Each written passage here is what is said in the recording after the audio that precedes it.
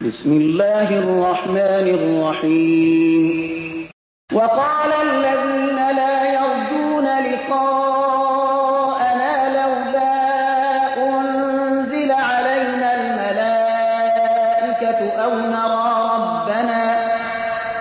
لقد استكبروا في أنفسهم وعتوا عتوا كبيرا يوم يرون الملائكة لا بشرى يومئذ للمجرمين ويقولون حجرا محجورا وقدمنا إلى ما عملوا من عمل فجعلناه هباء منثورا أصحاب الجنة يومئذ خير مستقرا وأحسن مقيلا ويوم تشقق السماء بالغمام ونزل الملائكة تنزيلا الملك يومئذ الحق للرحمن وكان يوما على الكافرين عسيرا ويوم يعض الظالم على يديه يقول يا ليتني اتخذت مع الرسول سبيلا يا ويلتى ليتني لم أتخذ فلانا خليلا لقد أضلني عن الذكر بعد إذ جاءني وكان الشيطان للإنسان خذولا وقال الرسول يا رب إن قوم اتخذوا هذا القرآن مهجورا وكذلك جعلنا لكل نبي عدوا من المجرمين وكفى بربك هاديا ونصيرا وقال الذين كفروا لولا نزل عليه القرآن جملة واحدة كذلك لنثبت به فؤادك ورتلناه ترتيلا ولا يأتونك بمثل إلا جئناك بالحق وأحسن تفسيرا الذين يحشرون على وجوههم إلى جهنم أولئك شر مكانا وأضل سبيلا ولقد آتينا موسى الكتاب وجعلنا معه أخاه هارون وزيرا فقلنا اذهبا إلى القوم الذين كذبوا بآياتنا فدمرناهم تدميرا وقوم نوح لما كذبوا الرسل أغرقناهم وجعلناهم للناس آية وأعتدنا للظالمين عذابا أليما وعادا وثمود وأصحاب الرس وقرونا بين ذلك كثيرا وكلا ضربنا له الأمثال وكلا تبرنا تتبيرا ولقد أتوا على القرية التي أمطرت مطر السوء أفلم يكونوا يرونها بل كانوا لا يرجون نشورا وإذا رأوك إن يتخذونك إلا هزوا أهذا الذي بعث الله رسولا إن كاد ليضلنا عن آلهتنا لولا أن صبرنا عليها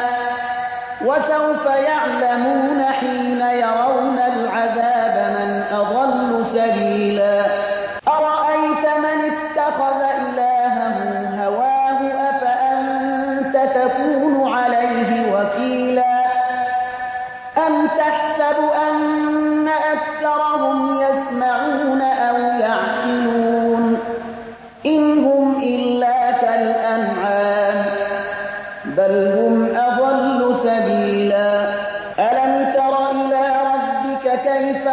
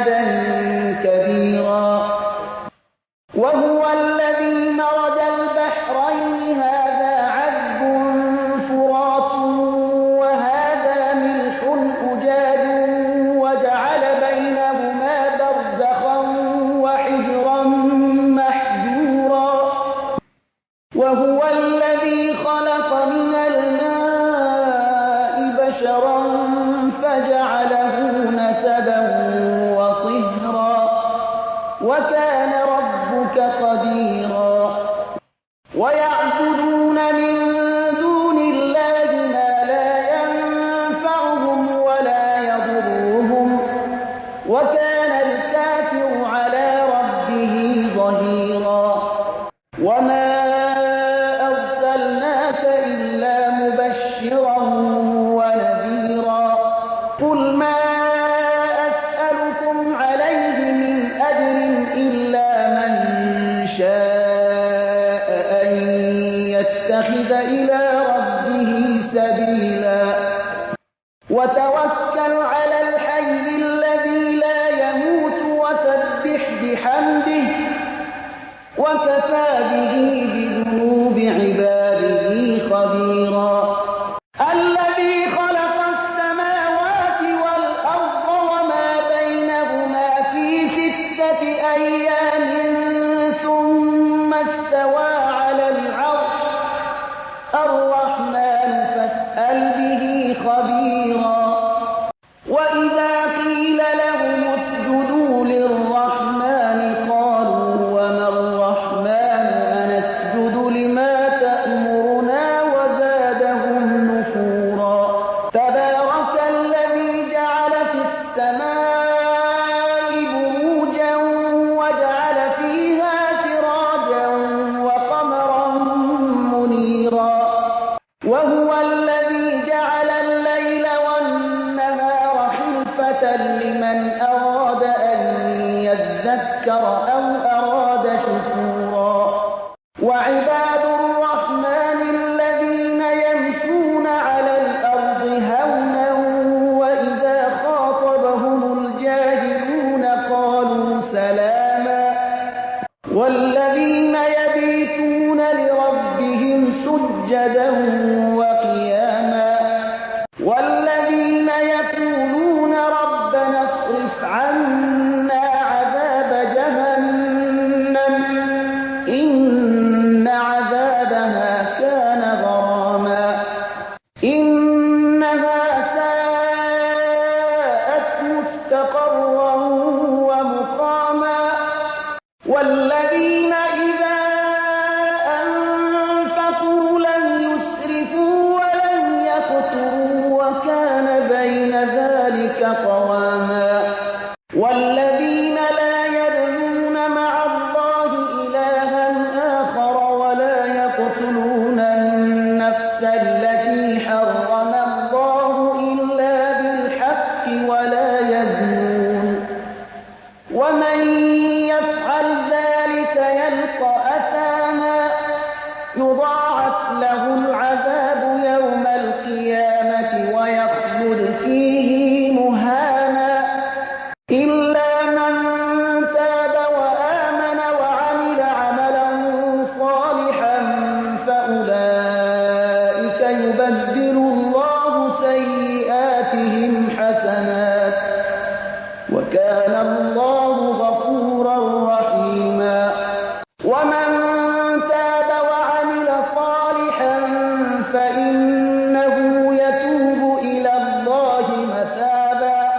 والذين لا يشهدون الزور وإذا مروا باللغو مروا كراما والذين إذا ذكروا بآيات ربهم لم يخروا عليها صما وعميانا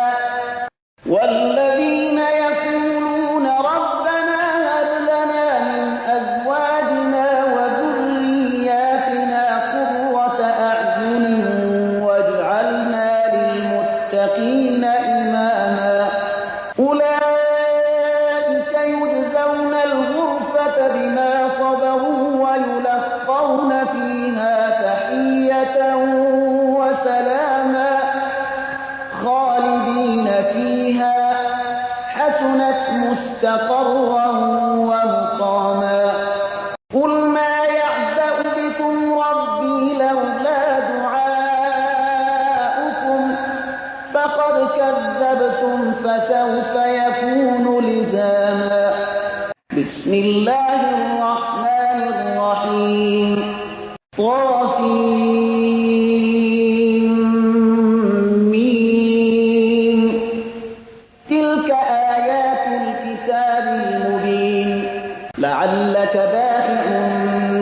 لك ألا يكونوا مؤمنين إن نشأ ننزل عليهم من السماء آية فظلت أعناقهم لها خاضعين وما يأتيهم من ذكر من الرحمن محدث إلا كانوا عنه معرضين فقد كذبوا فسيأتيهم أنباء ما كانوا به يستهزئون أولم يروا إلى الأرض كم أنبتنا فيها من كل زوج كريم إن في ذلك لآية وما كان أكثرهم مؤمنين وإن ربك لهو العزيز الرحيم وإذ نادى ربك موسى أن ائت القوم الظالمين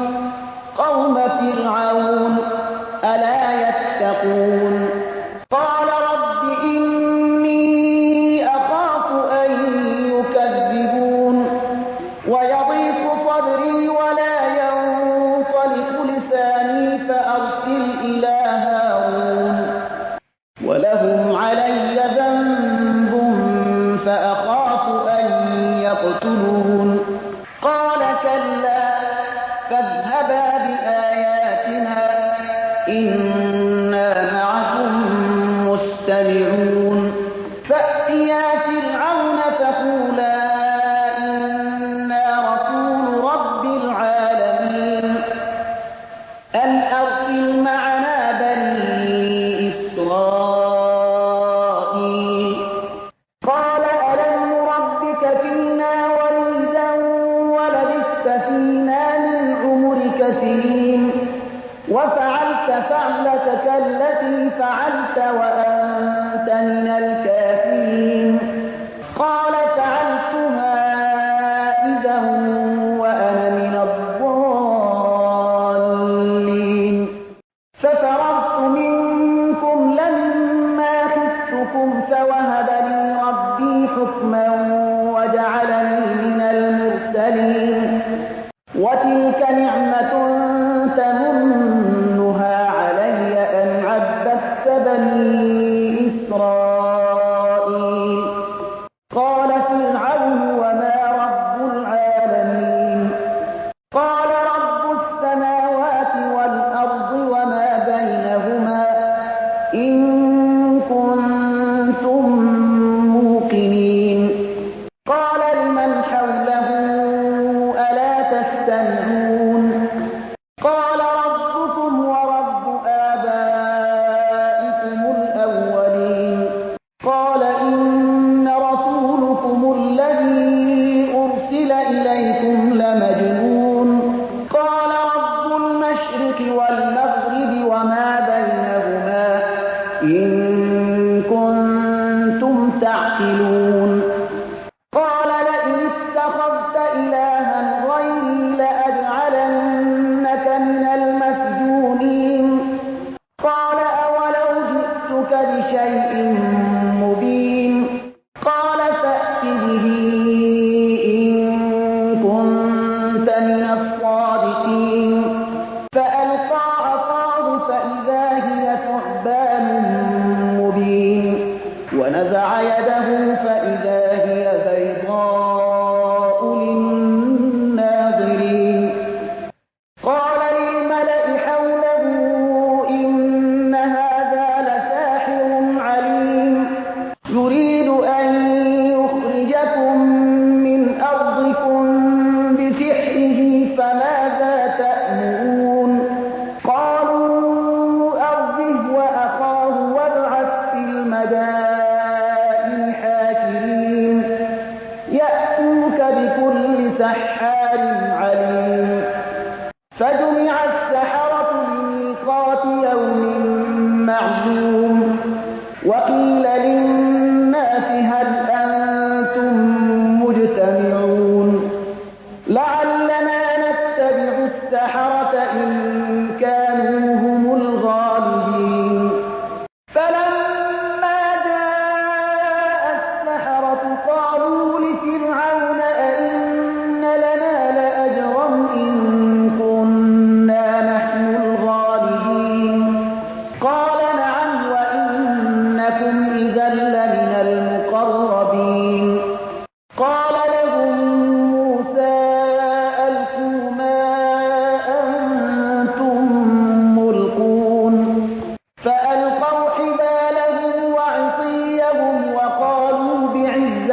فرعون إنا لنحن الغالبون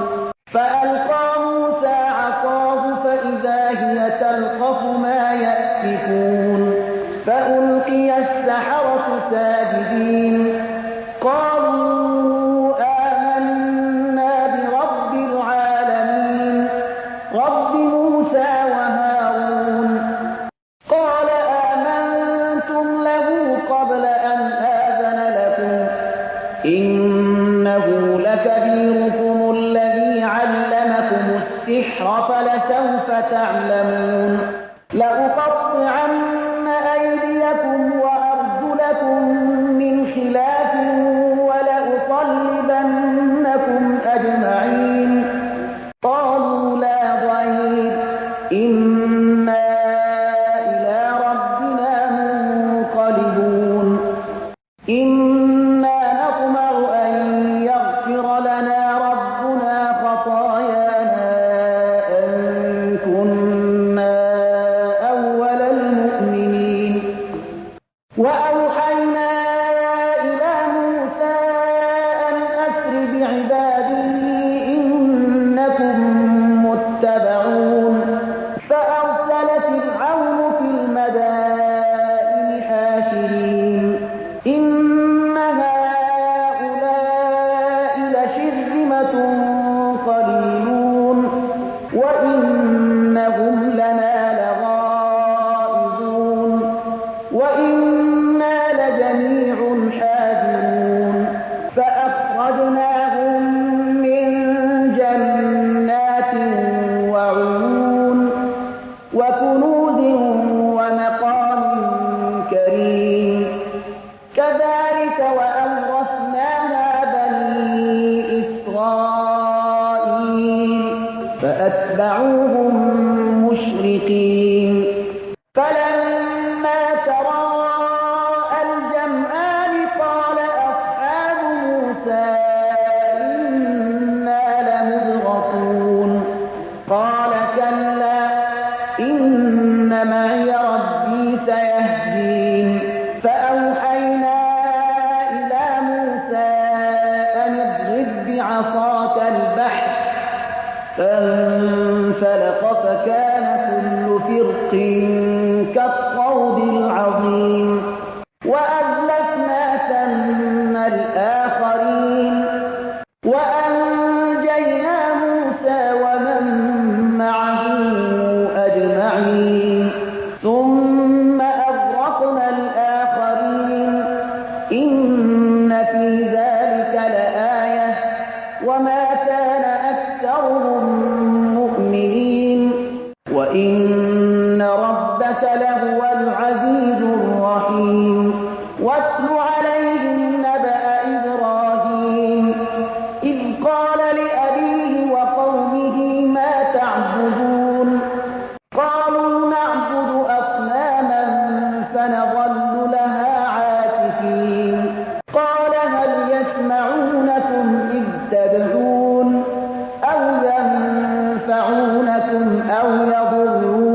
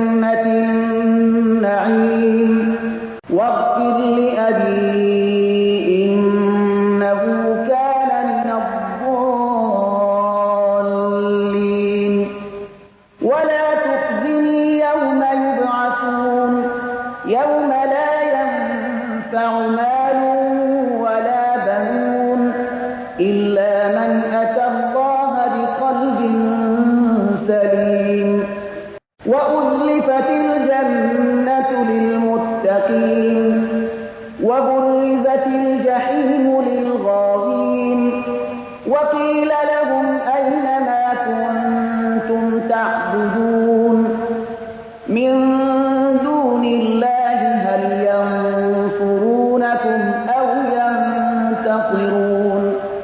فكبكبوا فيها هم والغاوون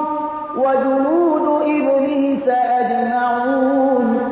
قالوا وهم فيها يختصمون تالله إن كنا لفي ضلال مبين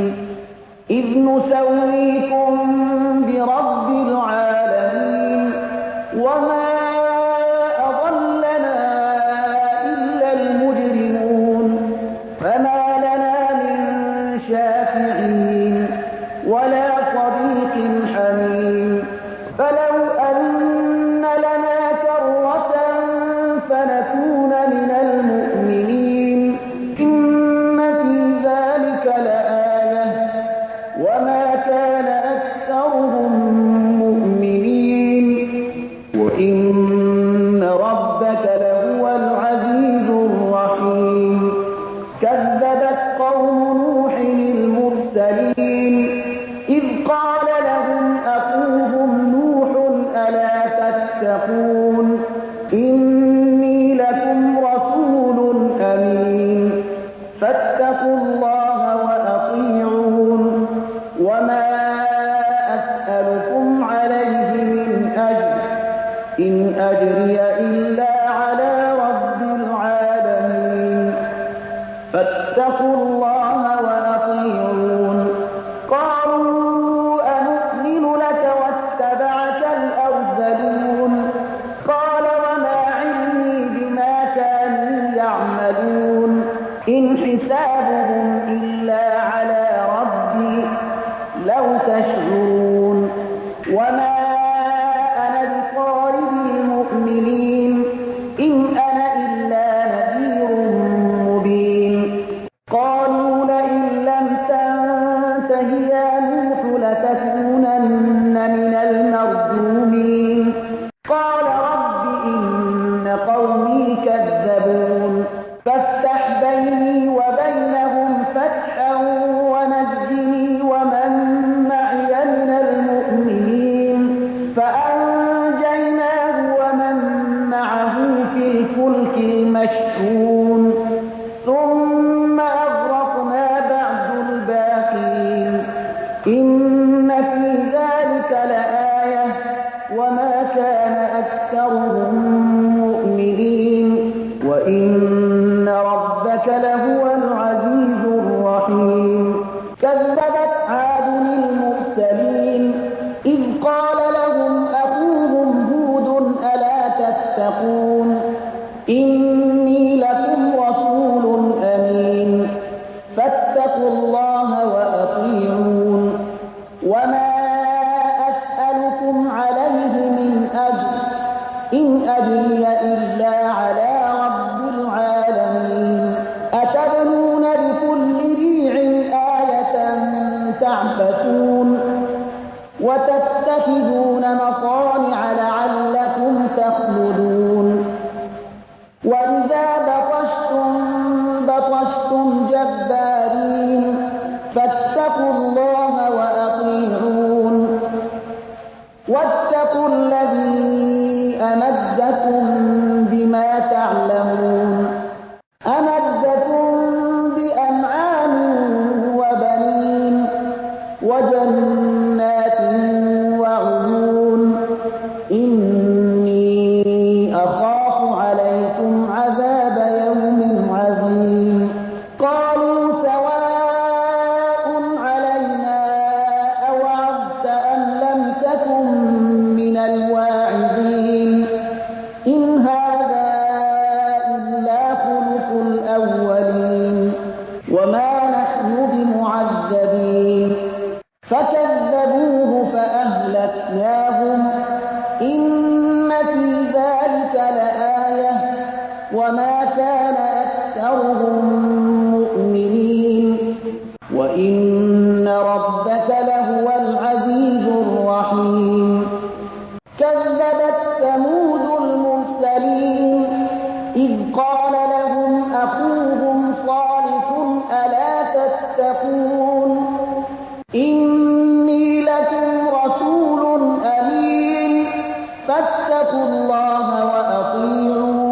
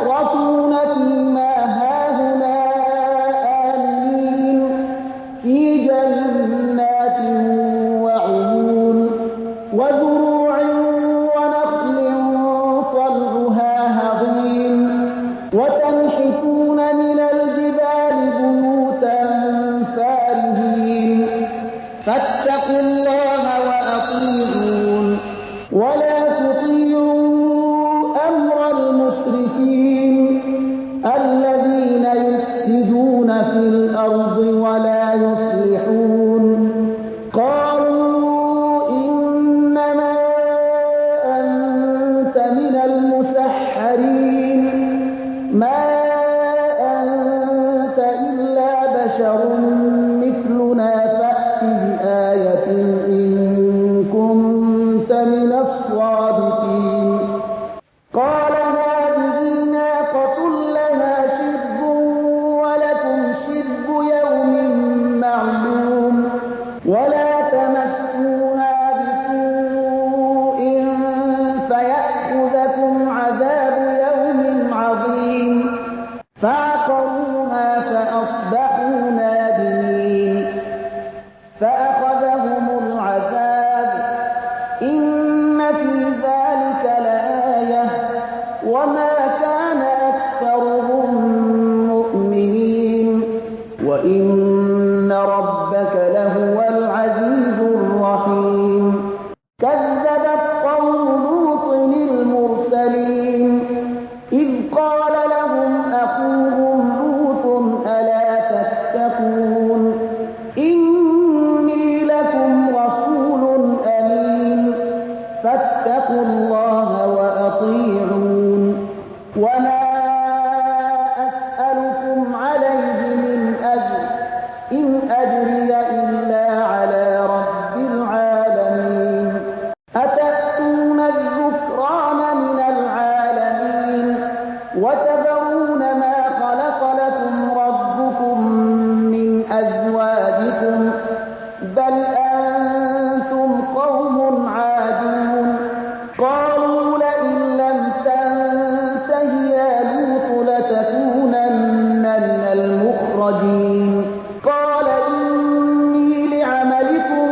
من القالين رب نجني وأهلي مما يعملون فنجيناه وأهله أجمعين إلا عجوزا في الغابرين ثم دمرنا الآخرين وأمطرنا عليهم مطرا فساء مطر المنذرين إن في ذلك لآية وما كان أكثرهم مؤمنين وإن ربك لهو العزيز الرحيم كذب أصحاب الأيكة المرسلين إذ قال لهم شعيب ألا تتقون إني لكم رسول أمين فاتقوا الله وأطيعون وما أسألكم عليه من أجر إن أجري إلا على رب العالمين أوفوا الكيل ولا تكونوا من المخسرين وزنوا بالقسطاس المستقيم ولا تبخسوا الناس أشياءهم ولا تعثوا في الأرض مفسدين واتقوا الذي خلقكم والجبلة الأولين قالوا إنما أنت من المسحرين وما أنت إلا بشر مثلنا وإن نظنك لمن الكاذبين فأسقط علينا كسفا من السماء إن كنت من الصادقين قال ربي أعلم بما تعملون فكذبوه فأخذهم عذاب يوم الظلة إنه كان عذاب يوم عظيم إن في ذلك لآية وما كان أكثرهم مؤمنين وإن ربك لهو العزيز الرحيم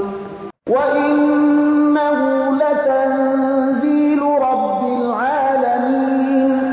نزل به الروح الأمين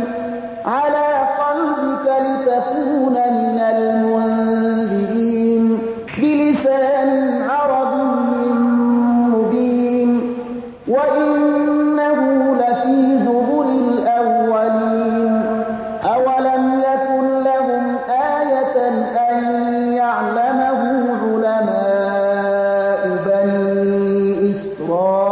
إسرائيل ولو نزلناه على بعض الأعجمين فقرأه عليهم ما كانوا به مؤمنين كذلك سلكناه في قلوب المجرمين لا يؤمنون به حتى يروا العذاب الأليم فيأتيهم بغتة وهم لا يشعرون فيقولوا هل نحن منظرون أفبعذابنا يستعجلون أفرأيت إن متعناهم سنين ثم جاءهم ما كانوا يوعدون ما أغنى عنهم ما كانوا يمتعون وما أهلكنا من قرية إلا لها منذرون ذكرى وما كنا ظالمين وما تنزلت به الشياطين وما ينبغي لهم وما يستطيعون إنهم عن السمع لمعزولون فلا تدع مع الله إلها آخر فتكون من المعذبين وأنذر عشيرتك الأقربين واخفض جناحك لمن اتبعك من المؤمنين فإن عصوك فقل إني بريء مما تعملون وتوكل على العزيز الرحيم الذي يراك حين تقوم وتقلبك في الساجدين إنه هو السميع العليم هل أنبئكم على من تنزل الشياطين تنزل على كل أفاك أثيم يلقون السمع وأكثرهم كاذبون والشعراء يتبعهم الغاوون ألم تر أنهم في كل واد يهيمون وأنهم يقولون ما لا يفعلون إلا الذين آمنوا وعملوا الصالحات وذكروا الله كثيرا وانتصروا من بعد ما ظلموا وسيعلم الذين ظلموا أي منقلب ينقلبون بسم الله الرحمن الرحيم طاسين تلك آيات القرآن وكتاب مبين هدى وبشرى للمؤمنين الذين يقيمون الصلاة ويؤتون الزكاة وهم بالآخرة هم يوقنون إن الذين لا يؤمنون بالآخرة زينا لهم أعمالهم فهم يعمهون أولئك الذين لهم سوء العذاب وهم في الآخرة هم الأخسرون وإنك لتلقى القرآن من لدن حكيم عليم إذ قال موسى لأهله إني آنست نارا سآتيكم منها بخبر أو آتيكم بشهاد قبس لعلكم تصطلون فلما جاءها نودي أن بورك من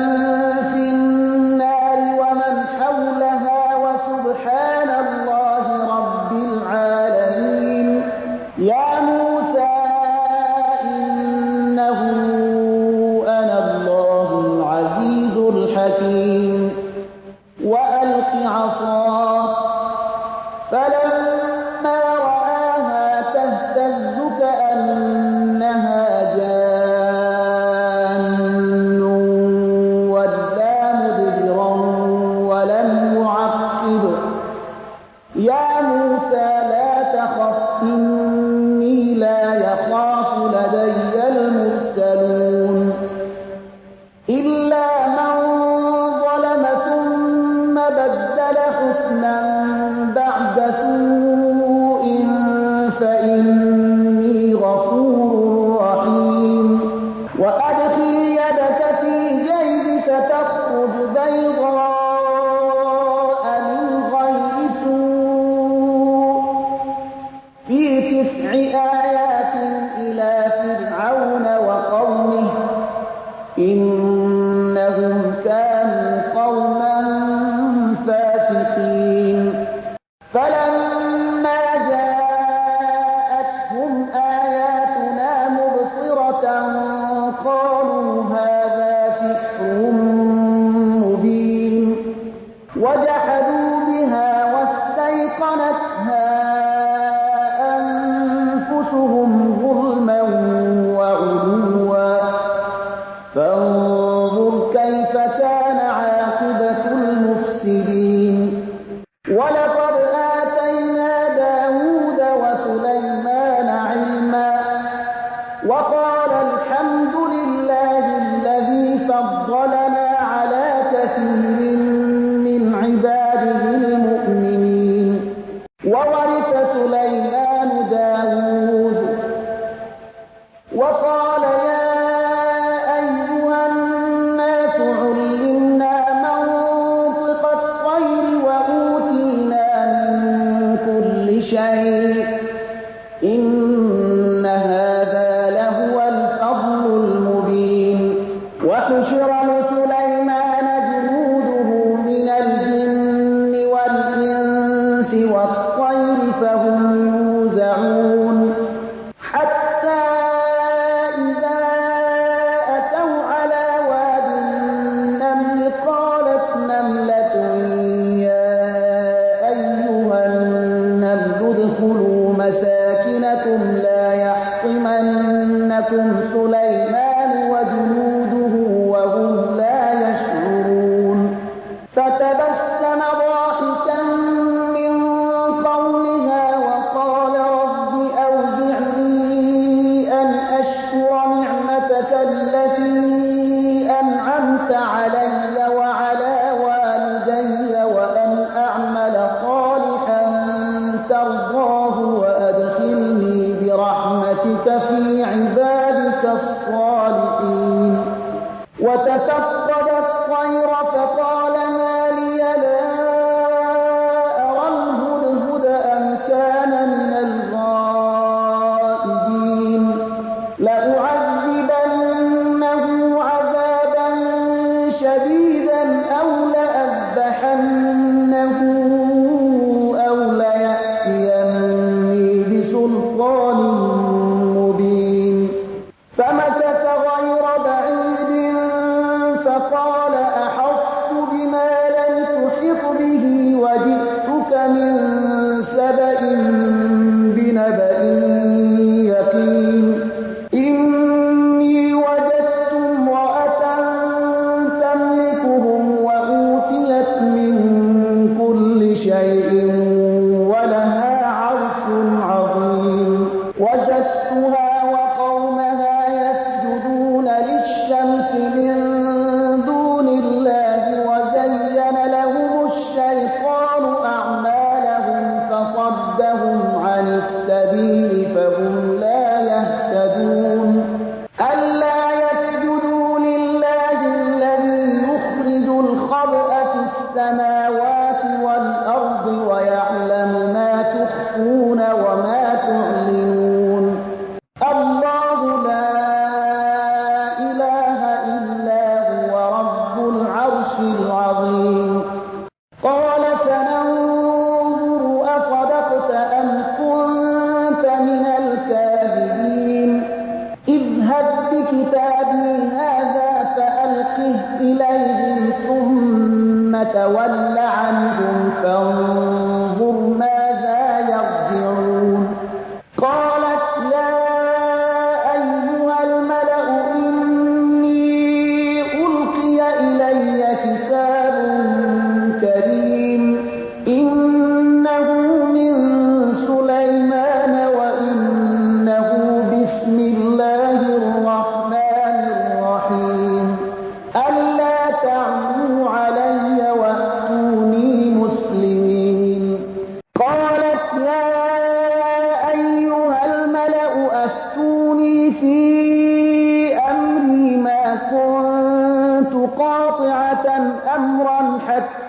تشهدون قالوا نحن أولو قوة وأولو بأس شديد والأمر إليك فانظري ماذا تأمرين قالت إن الملوك إذا دخلوا قرية أفسدوها وجعلوا أعزة أهلها أذلة وكذلك يفعلون وإني مرسلة إليهم بهدية فناظرة بم يرجع المرسلون فلما جاء سليمان قال أتمدونني بمال فما آتاني الله خير مما آتاكم بل أنتم بهديتكم تفرحون ارجع إليهم فلنأتينهم بجنود لا قبل لهم بها ولنخرجنهم منها أذلة وهم صاغرون قال يا أيها الملأ أيكم يأتيني بعرشها قبل أن يأتوني مسلمين قال عفريت من الجن أنا آتيك به قبل أن تقوم من مقامك وإني عليه لقوي أمين قال الذي عنده علم من الكتاب أنا آتيك به قبل أن يرتد إليك طرفك فلما رآه مستقرا عنده قال هذا من فضل ربي ليبلوني أأشكر أم أكفر ومن شكر فإنما يشكر لنفسه ومن كفر فإن ربي غني كريم قال نكروا لها عرشها ننظر أتهتدي أم تكون من الذين لا يهتدون فلما جاءت قيل أهكذا عرشك قالت كأنه هو وأوتينا العلم من قبلها وكنا مسلمين وصدها ما كانت تعبد من دون الله إنها كانت من قوم كافرين قيل لها ادخل الصرح فلما رأته حسبته لجة وكشفت عن ساقيها قال إنه صرح ممرد من قوارير قالت رب إني ظلمت نفسي وأسلمت مع سليمان لله رب العالمين ولقد أرسلنا إلى ثمود أخاهم صالحا أن اعبدوا الله فإذا هم فريقان يختصمون قال يا قوم لم تستعجلون بالسيئة قبل الحسنة لولا تستغفرون الله لعلكم ترحمون قالوا اطيرنا بك وبمن معك قال طائركم عند الله بل أنتم قوم تفتنون وكان في المدينة 9 رهط يفسدون في الأرض ولا يصلحون قالوا تقاسموا بالله لنبيتنه وأهله ثم ثم لنقولن لوليه ما شهدنا مهلك أهله وإنا لصادقون ومكروا مكرا ومكرنا مكرا وهم لا يشعرون فانظر كيف كان عاقبة مكرهم أنا دمرناهم وقومهم أجمعين فتلك بيوتهم خاوية بما ظلموا إن في ذلك لآية لقوم يعلمون وأنجينا الذين آمنوا وكانوا يتقون ولوطا إذ قال لقومه أتأتون الفاحشة وأنتم تبصرون أئنكم لتأتون الرجال شهوة من دون النساء بل أنتم قوم تجهلون